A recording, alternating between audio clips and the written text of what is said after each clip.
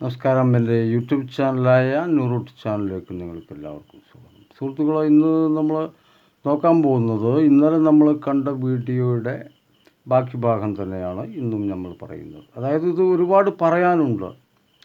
നമുക്കറിയാം, ഇസ്രായേൽ വന്ന് വളഞ്ഞിരിക്കുന്നു ഇറാനെ. അവരുടെ എല്ലാവിധ പോഗ്രോമുകളും കണ്ടുപിടിച്ചു അടിച്ചു തകർത്ത് മുന്നേറുമെന്ന് പറഞ്ഞുകൊണ്ട് മുന്നോട്ട് വന്നുകൊണ്ടിരിക്കുന്ന ഇസ്രായേൽ ഇപ്പോഴും രംഗം വിട്ടിട്ടില്ല എന്നുള്ളതാണ്. പക്ഷേ ഇവിടെ ഇറാൻ യാതൊന്നും തന്നെ ഭയപ്പെടുന്നില്ല എന്നുള്ള റിപ്പോർട്ടാണ് വന്നുകൊണ്ടിരിക്കുന്നത്. അപ്പോൾ അതിനു മുമ്പ് നമുക്ക് ചില കാര്യങ്ങളൊക്കെ സംസാരിക്കേണ്ടതുണ്ട്. ലോക റിസർവിൻ്റെ എണ്ണ റിസർവിൻ്റെ 22.4% ഈ സൗദി അറേബ്യയുടെ കയ്യിലുള്ളത്. ഈ രംഗത്ത് ഖത്തറും വർക്ക് ചെയ്യുന്നുണ്ട്. ഈ രംഗത്ത് ഖത്തർ സൗദിയോട് വളരെ എതിരായിട്ടാണ് സംഭവം. അപ്പോൾ ഉൾച്ചായ്വ് ഖത്തറിന് ഉണ്ടാവുക തീർച്ചയായും ഇറാനോടായിരിക്കും എന്ന് പ്രത്യേകം പറയേണ്ടതില്ലല്ലോ. ഇവിടെ ഹൂത്തികളെ ഉപയോഗിച്ച് നിരന്തരം സൗദിയെ അടിക്കുക എന്നുള്ളതാണ് ഖത്തറിൻ്റെ പണ്ടേ ഉള്ളൊരു പോയിൻ്റ്.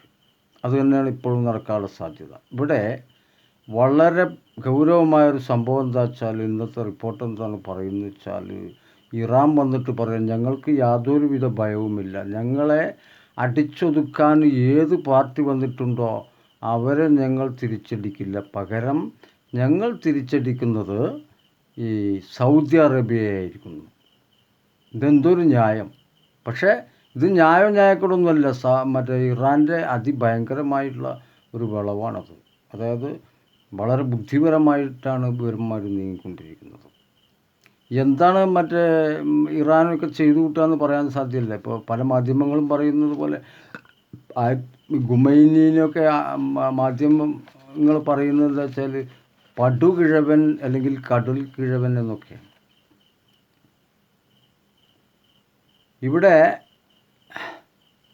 സൗദിയുടെ നേരെ ആക്രമിക്കാനുള്ള സാധ്യത വളരെ കൂടുതലാണ്. തങ്ങളുടെ എല്ലാ വെപ്പൺസും ഉപയോഗിച്ച് സകല രാജ്യങ്ങളും വേണമെങ്കിൽ ആക്രമിക്കും എന്നൊക്കെയാണ് ഇന്നത്തെ ഭീഷണി.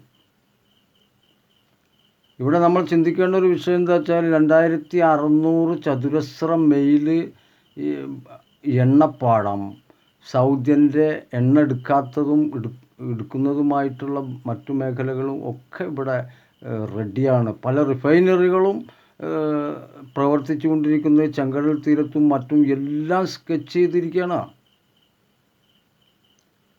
എല്ലാം ഇറാൻ സ്കെച്ച് ചെയ്തിരിക്കുകയാണ്. ഇനി അവിടെ നിന്ന് ഇങ്ങോട്ട് എന്താ സംഭവിക്കുക വെച്ചാൽ, മിസൈലിങ് വിടേ വേണ്ടിയുള്ളൂ. മിസൈലിങ് വന്ന് വീണാൽ പിന്നെ സൗദി അറിഞ്ഞ് നിന്ന് കത്തും. അപ്പോൾ ഇവിടെ ഈ ഭീഷണി ഞങ്ങളിത് ചെയ്യുന്നു വളരെ വ്യക്തമായിട്ട് അമേരിക്കയെ അറിയിച്ചിരിക്കുകയാണ്. അമേരിക്ക തലചൊറിഞ്ഞ് മണ്ടുക, എന്തേ വേണ്ടിയെന്ന് യാതൊരു പിടുത്തമില്ല. ഇവിടെയാണെങ്കിൽ സൗദി നെഞ്ചിടിപ്പോടെ കിടന്ന് ഉറങ്ങുന്നത്, ഉറക്കമില്ല എന്ന് തന്നെ പറയാം. എന്ത് സംഭവിക്കാമെന്ന് യാതൊരു പിടുത്തമില്ല. കാരണം ഇവന്മാർ എങ്ങനെയെങ്കിലും ഒന്ന് ഒഴിഞ്ഞു കിട്ടിയാൽ മതി എന്ന് ആണ് എല്ലാവരുടെയും ധാരണ. ഇസ്രായേൽ അവരൊട്ടും ഒഴിയുന്നുമില്ല. ഇവിടെ നമ്മൾ ചിന്തിക്കുകയാണെങ്കിൽ ഇവിടെ വേറൊരു കാര്യമുണ്ട്. എന്താ വെച്ചാൽ, നോർത്ത് കൊറിയയുടെ സഹായം ഇറാനുണ്ട്, പിന്നെ ചൈനയുടെ സഹായം, പിന്നെ റഷ്യയുടെ സഹായം.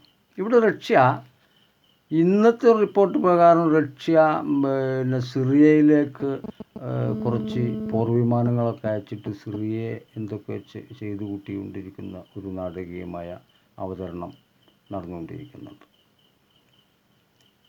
എന്തായാലും ശരി, ഇതൊന്നും തന്നെ ഇവർ മുഖവിലക്കെടുക്കുമെന്ന് തോന്നുന്നില്ല. ഇവർ തിരിച്ചടിച്ച് നിൽക്കുള്ളൂ എന്ന് പറയുന്നതിൻ്റെ പ്രധാന പോയിൻ്റ് എടുക്കുകയാണെങ്കിൽ, പ്രധാനമായിട്ടും ലോക ജനത ലക്ഷ്യമിട്ടിരിക്കുന്ന എണ്ണപ്പാടമാണെങ്കിൽ ആ എണ്ണപ്പാടം തകർത്ത് തീർപ്പണാക്കി തരാം എന്നാണ് പറയുന്നത്. 5 ബില്യൺ ബാരൽ എണ്ണയാണ് ഡെയിലി ഹൂത്തികളുടെ അണ്ടർഗ്രൗണ്ടിലൂടെ പല രാജ്യത്തേക്കും പോകുന്നത്. അത് അവരുടെ ഒരു മേഖലയിലാണ്. അവിടേക്കാണല്ലോ ഇപ്പം നമ്മളെ ഇന്ത്യൻ പടക്കപ്പലുകൾ പറഞ്ഞയച്ചിട്ടുള്ളത്. ഇവിടെ ഹൂത്തികൾ എന്ന് പറയുന്നത് നിസ്സാരക്കാരല്ല, ആയിരിക്കാം. പക്ഷേ അവരുടെ കയ്യിൽ ഭീകരമായിട്ടുള്ള ആയുധങ്ങളൊക്കെ കിട്ടുമ്പോൾ പറഞ്ഞാൽ അവരോട് ശക്തരാകുന്നില്ലേ. അവന്മാർക്കൊന്നും പ്രത്യേകിച്ച് പണിയൊന്നുമില്ല. പ്രത്യേകിച്ച് പണിയില്ലാത്ത ഒരുപാട് 2-3-4 ടീമുണ്ട്. ഒന്ന് ഹിസ്ബുള്ള, 2 ഹൂതി, പിന്നെ ഈ ഹമാസ് എന്നൊക്കെ പറയുന്നത്. പല രാജ്യങ്ങളും സത്യത്തിൽ ഇവരുടെയൊക്കെ കൂടെ തന്നെയാണ്. ഇവരിനൊന്നും വിടാൻ പല രാജ്യങ്ങൾക്കും സാധ്യമല്ല. അപ്പോൾ ഇവിടെ നമുക്ക് വേറെ പ്രശ്നം എന്താ വെച്ചാൽ എല്ലാവരും പറയും ഇന്ത്യ പ്രത്യേകിച്ചൊന്നും പറയുന്നില്ല, ഇന്ത്യ മറ്റേ അങ്ങനെ നിൽക്കുന്നില്ല ഇങ്ങനെ നിൽക്കുന്നില്ല എന്നൊക്കെ. ഇന്ത്യക്ക് എന്ത് ചെയ്യാൻ സാധിക്കും? നമ്മൾ ചിന്തിക്കേണ്ട ഒരു വിഷയം എന്താണ് പ്രധാനമായിട്ടും എന്ന് പറഞ്ഞാൽ, ഈ 2600 ചതുരശ്ര മൈൽ പിന്നെ എണ്ണപ്പാടത്തേക്ക് ഒരു ബോംബർ വിമാനത്തിൽ ബോംബ് വീണാലും ശരി, അല്ലെങ്കിൽ ഒരു ഭയങ്കര മിസൈൽ വന്ന് വീണാലും ശരി, നമുക്ക് അനുഭവിക്കാൻ പോകുന്നത് ഇറാഖിൽ നിന്ന് കത്തിയതുപോലെയാണ്. ഇവിടെ ഇറാഖിൽ നിന്ന് കത്തിയ എന്നുള്ളത് അത് ചോദിക്കാനും പറയാനൊന്നും ആരുമില്ലാത്തൊരു സെറ്റപ്പായിരുന്നെങ്കിൽ ഇവിടെ അങ്ങനെയല്ല സംഭവിക്കുന്നത്. ഇവിടെ ഈ സൗദി രാജകുമാരന് തന്നെ വധഭീഷണി, അതുപോലെ തന്നെ രാജ്യം തന്നെ നശിപ്പിക്കുക എന്നുള്ളതിലേക്ക് ഈ ഇറാൻ രംഗത്ത് വരിക പറഞ്ഞാൽ നിസ്സാര സംഭവമൊന്നുമല്ല. ഈ ഒരു സംഭവത്തിനെ പറ്റി എന്താണ് UN പറയാനുള്ളത്, അല്ലെങ്കിൽ നാറ്റോ രാജ്യങ്ങൾക്ക് പറയാനുള്ളത് എന്നാണ് ഇന്ന് രാജകുമാരൻ പറഞ്ഞത്. എല്ലാവരും കൂടിയിട്ട് മറ്റേ കുരുതി കൊടുക്കുകയാണോ എന്നുള്ള ചോദ്യം വരെ ഉണ്ടായിട്ടുണ്ടാവുക. പക്ഷേ ആ റിപ്പോർട്ടുകളൊന്നും നമുക്ക് കിട്ടിക്കൊണ്ടിരിക്കുന്നില്ല. ഇതിപ്പോൾ എന്ന് പറഞ്ഞാൽ ശരിക്കുള്ള റിപ്പോർട്ടാണ്. ചെങ്കടൽ തീരത്തുള്ള റിഫൈനറിക്ക് വേണമെങ്കിൽ ഹൂതികളൊക്കെ ഉണ്ട് ആക്രമിക്കാൻ സാധിക്കും. ഞങ്ങൾക്ക് ഡയറക്റ്റ് തന്നെ ചെന്നിട്ട് പിന്നെ സൗദിയെ ഇല്ലാതാക്കാൻ ഞങ്ങൾക്ക് സാധിക്കും. എങ്ങോട്ട് വേണമെങ്കിലും ഞങ്ങൾ ഇവിടെ ഇരുന്നിട്ട് ഞങ്ങളെ ആക്രമിച്ചാൽ അത് ചെയ്തിരിക്കും എന്ന് തന്നെയാണ് ഇറാൻ പറയുന്നത്. ഇറാനെ ഞങ്ങൾ തവിട് പൊടിയാക്കിയിരിക്കും എന്ന് മറ്റവരും പറഞ്ഞാൽ ഇതിപ്പോൾ എവിടെയെങ്കിലും എത്തുമോ? ഇത് കേൾക്കുന്ന നിങ്ങൾക്ക് തന്നെ ഇതൊരു ഭയങ്കര തമാശയായി. നമ്മളെന്ന് പറഞ്ഞാലാണെങ്കിൽ കഷ്ടകാലത്തിന് ഇറാനിൽ ചെന്നിട്ട് ചാമ്പഹാർ എന്ന് പറയുന്ന അവരുടെ മറ്റേ എന്താ പറയുക ഒരു പിന്നെ ഷിപ്പ് യാർഡ് എടുത്തിട്ട് നമ്മളവിടെ വലിയൊരു ഇൻവെസ്റ്റ്മെൻറ്റും നടത്തി പിന്നെ എല്ലാം കൈകാര്യം ചെയ്യാനുള്ള പരിപാടി തന്നെ. യുദ്ധം ഉണ്ടാവുന്നൊന്നും ആരും വിചാരിച്ചിട്ടില്ല. നമ്മുടെ നിലനിൽപ്പാണ് നമ്മൾ നോക്കുക. നമ്മളവിടെ ഇൻവെസ്റ്റ് ചെയ്തു. നമ്മൾ ഇപ്പോൾ ഇതേപോലെ തന്നെ ഈ ഇസ്രായേലിനേറ്റവും പല ടൈപ്പും ബിസിനസ്സും ഒക്കെ നമ്മളുണ്ട്. പക്ഷേ ഇവിടെ നമുക്ക് ഇറാനെ പിന്നെ അങ്ങണ്ടാക്കി എന്ന് പറയാനോ അല്ലെങ്കിൽ അവരുടെ പിന്നെ വേറുള്ളവരുടെ കൂടെ നിന്നിട്ടുള്ള വർത്തമാനമൊന്നും പറ്റില്ല. അപ്പോൾ ഇത് ലോകം പിന്നെ ജനതയ്ക്ക് തന്നെ അതിഭയങ്കരമായൊരു ഭീഷണിയായിട്ട് വന്നിരിക്കുകയാണ് ഈ സംഭവം. ഈ അമേരിക്കക്കാണെങ്കിൽ നിലനിൽപ്പിൻ്റെ ഭാഗമാണ്. അതായത് അവർക്ക് ആയുധം ചിലവായിക്കൊണ്ടിരിക്കണം, എന്നാലേ അവർക്ക് നിലനിൽപ്പുള്ളൂ.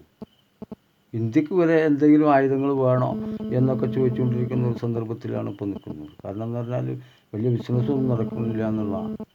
അപ്പം ഇങ്ങനെ 2-3 യുദ്ധങ്ങളൊക്കെ നടന്നുകൊണ്ടിരിക്കുന്ന കാരണം കുറേയൊക്കെ ആയുധങ്ങൾ അങ്ങോട്ട് കൊണ്ടുപോകും. അപ്പോൾ അത് അവരുടെ ഒരു ബിസിനസ്സാണ് എന്ത് ആയുധ വിൽപ്പന. ഇവന്മാരുടെ ബിസിനസ്സാണ് എന്ത് പെട്രോൾ വിൽപ്പന. ഇവിടെ താൻ ചത്ത് മീൻ പിടിച്ചിട്ട് കാര്യമില്ല എന്ന് പറഞ്ഞ ഇത്ര പഴയ ആളുകൾ അതേപോലത്തെ ഏർപ്പാടാണ് ഇപ്പോൾ മറ്റേ സൗദി ചെയ്യാൻ പോകുന്നത്. സൗദിക്ക് ഒന്നും ചെയ്യാൻ വയ്യ. സത്യം പറഞ്ഞാൽ സൗദിയുടെ നേരെ ഇവർ ഇങ്ങനെ ഭീഷണി മുഴക്കിക്കഴിഞ്ഞാൽ എന്ത് ചെയ്യും എന്നുള്ള ചോദ്യത്തിന് പ്രത്യേകിച്ച് ഉത്തരവൊന്നും പറയാൻ അമേരിക്കക്ക് കഴിയുന്നില്ല. ഇവരാണെങ്കിൽ വടിമല പാമ്പ് പോലെ നിൽക്കുക. ആര്? ഇസ്രായേൽ. എന്തിനാണ് ഞങ്ങളിത് ചെയ്യുന്നത് അവർക്ക് തന്നെ അറിയില്ല. ഒരു ലക്ഷ്യം ഉണ്ടാവുമല്ലോ ഓരോരുത്തർക്ക്. അല്ലാതെ ഇപ്പോൾ നമ്മളെ വെല്ലുവിളിക്കുന്ന രാജ്യത്തൊക്കെ ചെന്നിട്ട് അങ്ങ് കയറി ആക്രമിച്ച് തകർത്ത് തെറുപ്പാൻ പഴയ പോലെ ചിന്തിക്കാൻ സാധ്യമല്ല. എന്നിരിക്കെ ഈ ഇറാനുമായിട്ട് ഏറ്റുമുട്ടേണ്ട ഒരു ആവശ്യം അവിടെ ഉദിക്കുന്നില്ല എന്നുള്ളതിന് ആദ്യം അല്ലെങ്കിൽ ഒന്ന് പിന്തിരിഞ്ഞ് നിൽക്കുക എന്നുള്ളത്. ഇപ്പോഴും മറ്റേ സകല രാജ്യങ്ങളും പറയുന്നത് എന്താ വെച്ചാൽ പിന്തിരികയായിരിക്കും നല്ലത്. ഒരിക്കലും തന്നെ അത് സെറ്റപ്പാകുമെന്ന് തോന്നുന്നില്ല. 5 കൊല്ലം തന്നെ അമേരിക്ക പിന്നെ ഈ ഇപ്പോൾ ഇവിടെ ഇവരിനെ അടിച്ചൊതുക്കാൻ വേണ്ടിയിട്ട് എടുത്തില്ലേ, തീവ്രവാദികളെ അടിച്ചൊതുക്കാൻ യുദ്ധങ്ങൾ നടത്തി. എന്നിട്ട് എന്താ ഉണ്ടായത്? തോറ്റു കൊടുക്കേണ്ടി വന്നു. കാരണം ഇത്തരം മിലിഷ്യകൾ എന്ന് പറയുമ്പോൾ നമ്മൾ ആദ്യം മനസ്സിലാക്കേണ്ടത് ഒരു 50,000 പട്ടാളം, അല്ലെങ്കിൽ ഒരു 2,000 പട്ടാളം, അല്ലെങ്കിൽ 1,00,000 പട്ടാളമല്ല. 1 കോടി വരുന്ന ജനങ്ങളാണ്, അല്ലെങ്കിൽ 2 കോടി വരുന്ന ജനങ്ങളാണ്, 3 കോടി വരുന്ന ജനങ്ങളാണ്. ഇവന്മാർക്കൊക്കെ ഒരു അജണ്ട ഉണ്ടായിരിക്കും. പ്രത്യേകിച്ച് ജീവിക്കണമെന്നുള്ള അജണ്ട തന്നെ ആയിരിക്കും ഒന്നാമത്തെ കാര്യം. അപ്പോൾ ഇത് വേറൊരു ഉപജീവന മാർഗ്ഗമാണ്. ഇങ്ങനെ ഈ ഇറാൻ്റെ കയ്യിൽ നിന്ന് ഈ പൈസ മേടിച്ചിട്ട് ഞങ്ങൾ ഭയങ്കര മലേഷ്യകളാണ്, നിങ്ങൾക്ക് വേണ്ടി പ്രവർത്തിക്കാമെന്ന് പറഞ്ഞിട്ട് അത് അവരൊരു തൊഴിലാക്കി എടുത്തിരിക്കുകയാണ്. ഇവന്മാരെ മുഴുവൻ അടിച്ചൊതുക്കിയിട്ട് നാമാവശേഷമാക്കാൻ കഴിയും എന്ന് പറയുന്നത് ഇതിൽ പരം മണ്ടത്തരം വേറൊന്നുമില്ല എന്നാണ് ഞാൻ പറയുമ്പോൾ. കാരണം അവർക്ക് മേപ്പിട്ട് നോക്കിയാൽ മറ്റേ ആകാശം, കീപ്പിട്ട് നോക്കിയാൽ ഭൂമി. പണ്ടൊരു കള്ളുടിയൻ പറഞ്ഞതുപോലെ യാതൊരു പേടിക്കുമ്പോൾ അവർ നിൽക്കുമെന്ന് തോന്നുന്നില്ല. ഇപ്പോൾ ഇറാൻ എന്ന് പറഞ്ഞാൽ എന്താണ്, മതരാഷ്ട്രം എന്ന് പറഞ്ഞാൽ അയാൾ ഇത്രമാത്രം കടുപ്പത്തിൽ മതം മുറുക്കി പിടിക്കുന്ന ഒരു ഈ കൺട്രിയെ തന്നെ നമുക്ക് കണ്ടെത്താൻ കഴിയുമെന്ന് തോന്നുന്നില്ല ഇപ്പോഴത്തെ കാലത്ത്. പഴയ കാലത്താണെങ്കിൽ പറയാമായിരുന്നു. ഇപ്പോൾ എന്ന് പറഞ്ഞാൽ അറബികളൊന്നും വലിയ ഇസ്ലാമിയത്ത് കൊണ്ടാടുന്ന ആൾക്കാരൊന്നും. ഇവരെന്ന് പറഞ്ഞാൽ ഇസ്ലാമിയത്ത് എന്നും പറഞ്ഞിട്ട് പഴയ കാലത്തെ നിയമം വരെ മുറുക്കി പിടിക്കുക. അതേപോലെ തന്നെ ഇസ്രായേലും പിടിക്കുന്നത്. അതൊക്കെ പോയി. ഇസ്രായേലിൻ്റെ കൈ എന്തായി പറയുന്നത്? ആരെ രാജ്യം എന്നാണ് പറയുന്നത്? ഏത് ദൈവത്തിൻ്റെ രാജ്യം? അപ്പോൾ ഈ 2 ദൈവത്തിൻ്റെ രാജ്യം ഉണ്ടാകും. ആകെ ഒരു ദൈവത്തിൻ്റെ രാജ്യത്ത് നല്ലപോലെ ജീവിക്കാനായിട്ട് ഞങ്ങളുടെ രാജ്യം ഇത്.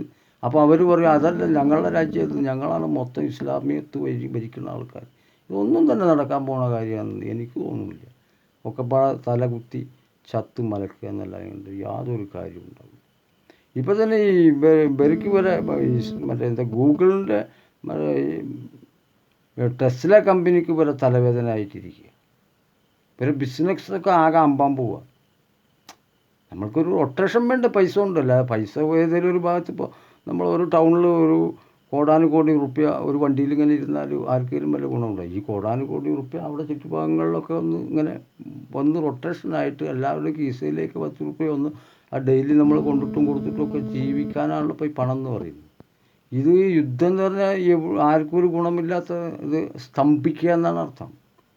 യുദ്ധം എന്ന് പറയുമ്പോൾ തന്നെ അത് ലാസ്റ്റ് കയ്യണം. നമ്മൾ വർത്തമാനം പറയുക അങ്ങനെയുള്ള കാര്യങ്ങൾ പോലെ അല്ലല്ലോ യുദ്ധം. അപ്പോൾ ഈ യുദ്ധം എങ്ങനെയെങ്കിലും ഒന്ന് അവസാനിച്ച് കിട്ടിയാൽ മതി എന്നാണ് സൗദി രാജകുമാരൻ വിചാരിക്കുന്നത്. കാരണം ഇപ്പോൾ ഈ ഭീഷണി വന്ന കാരണം അദ്ദേഹത്തിന് ഭയങ്കരമായ ടെൻഷനായി. ഇവിടെ ഈ അമേരിക്ക മറ്റുള്ള രാജ്യങ്ങളൊക്കെ ചെയ്യുന്നത് എന്താ വെച്ചാൽ ഈ പണക്കാരായിട്ടുള്ള രാജ്യങ്ങൾ തമ്മിൽ തന്നെ ഉള്ളാലെ ഇങ്ങനെ തല്ലുകൂടിക്കൊണ്ടിരിക്കും. ഇത് പണ്ട് ഉള്ളതാണ്. ഇപ്പം മാധ്യമങ്ങളൊക്കെ പറയുമ്പോൾ ഇസ്രായേൽ എന്ന് പറഞ്ഞു കഴിഞ്ഞിട്ടുണ്ടെങ്കിൽ എന്ന് പറഞ്ഞാൽ ലോകരക്ഷകന്മാരാണ്, അവരെ ഒരുപാട് ആളുകൾ ഉപദ്രവിച്ചിരിക്കുന്നു. ഈ ഇസ്ലാമികളൊന്നും ഇതുവരെ മറ്റേ ഈ ഇസ്രായേലിൽ നിന്ന് ഉപദ്രവിച്ചിട്ട് ചുട്ടുവന്ന ചരിത്രമൊന്നുമില്ല. അതൊക്കെ എന്ന് പറഞ്ഞാൽ ആരാ ചെയ്തതെന്ന് ഇപ്പോൾ പ്രത്യേകം എടുത്ത് പറയേണ്ട ആവശ്യമൊന്നുമില്ല. അതിൻ്റെ സമയമല്ല ഇപ്പോൾ. എന്തായാലും ഇപ്പോൾ യുദ്ധത്തിൻ്റെ സ്ഥിതി ഇതാണ്. ഇനി നാളെ ഞാൻ ഇവരുടെ കയ്യിൽ എന്തൊക്കെ പ്രോപ്പർട്ടി ഉണ്ട് എന്നുള്ളതിനെപ്പറ്റി ഒരു ചെറിയ വീഡിയോ ഞാൻ നിങ്ങൾക്ക് നൽകുന്നതായിരിക്കും. ആ വീഡിയോ നിങ്ങൾ കാണുമ്പോൾ അല്ലെങ്കിൽ കേൾക്കുമ്പോൾ, എന്ന് പറഞ്ഞാൽ എനിക്ക് അതിനുള്ള സൗകര്യമില്ല. അതായത് ഏതെങ്കിലും സീനുകൾ കാണിക്കുക അല്ലെങ്കിൽ മറ്റുള്ള കമ്പ്യൂട്ടറൊന്നും എൻ്റെ കയ്യിലില്ല. പക്ഷേ നമ്മൾ അതിൻ്റെ ആ ഇതുണ്ടല്ലോ, ഒരു നിജാവസ്ഥ, അത് നമുക്ക് ചർച്ച ചെയ്യാവുന്നതാണ്. അതുപോലെ തന്നെ ഈ വീഡിയോ നിങ്ങൾ കണ്ടതിന് ഞാൻ നന്ദി പ്രകാശിപ്പിക്കുന്നു. അതുപോലെ തന്നെ ഈ വീഡിയോ നിങ്ങൾ മറ്റുള്ളവർക്ക് ഷെയർ ചെയ്യുക. മറ്റൊരു വീഡിയോയുമായിട്ട് നമ്മൾ വീണ്ടും കണ്ടുമുട്ടുന്നത് വരെ നന്ദി, നമസ്കാരം.